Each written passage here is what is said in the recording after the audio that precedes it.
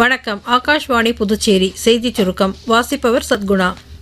125 ஆண்டுகளுக்கும் மேலாக பிரிட்டனில் தனியார் வசமிருந்த பகவான் புத்தரின் உடல் எச்சங்கள் மத்திய அரசால் கடந்த ஜூலை மாதம் மீட்கப்பட்டதைத் தொடர்ந்து புத்தர் உடல் எச்சங்களின் சர்வதேச கண்காட்சியை புதுடில்லியில் உள்ள ராய் பிட்டாரோ கலாச்சார வளாகத்தில் பிரதமர் திரு நரேந்திர மோடி நாளை தொடங்கி வைக்கிறார்.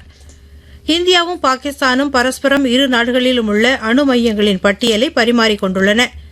அணு மையங்கள் மீது தாக்குதல் நடத்துவதை தடுப்பதற்கான ஒப்பந்தத்தின் அடிப்படையில் இரு நாடுகளும் ஆண்டுதோறும் ஜனவரி 1ஆம் தேதி இந்த நடைமுறையை வழக்கமாக கொண்டுள்ளன. மேலும் இரு நாட்டு சிறைகளிலும் உள்ள கைதிகளின் பட்டியலும் பரிமாறிக்கொள்ளப்பட்டதாக தெரிவிக்கப்பட்டுள்ளது. நாட்டில் கடந்த நவம்பர் மாதம் முதல் அமலுக்கு வந்த 4 புதிய தொழிலாளர் சட்டங்களின் கீழ் புதிய வரைவு விதிமுறைகளை மத்திய அரசு வெளியிட்டு சம்பந்தப்பட்ட அனைத்து தரப்பினர் மற்றும் பொதுமக்களின் கருத்துக்களை நாடியுள்ளது. 10 லட்சம் ரூபாய்க்கு மேற்பட்ட வங்கி பரிவர்த்தனைகளுக்கு 85% வரி விதிக்கப்பட்டுள்ளதாக சமூக ஊடகம் ஒன்றில் வெளியாகியுள்ள தகவல் போலியானது என்று மத்திய அரசு தெரிவித்துள்ளது.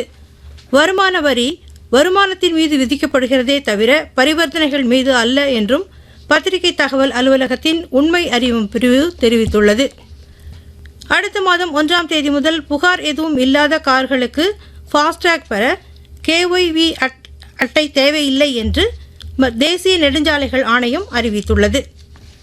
வீட்டு உபயோக சமையல் எரிவாயு சிலிண்டர் விலையில் எந்த மாற்றமும் இல்லை என்றும் வணிக பயன்பாட்டிற்கான சிலிண்டர் விலை மட்டுமே உயர்த்தப்பட்டுள்ளது என்றும் பெட்ரோலியம் மற்றும் இயற்கை எரிவாயு அமைச்சகம் தெளிவுபடுத்தியுள்ளது.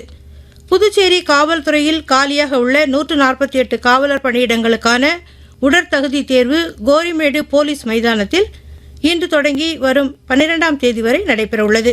இத்துடன் இந்த செய்திச் சுருக்கம் நிறைவு பெறுகிறது.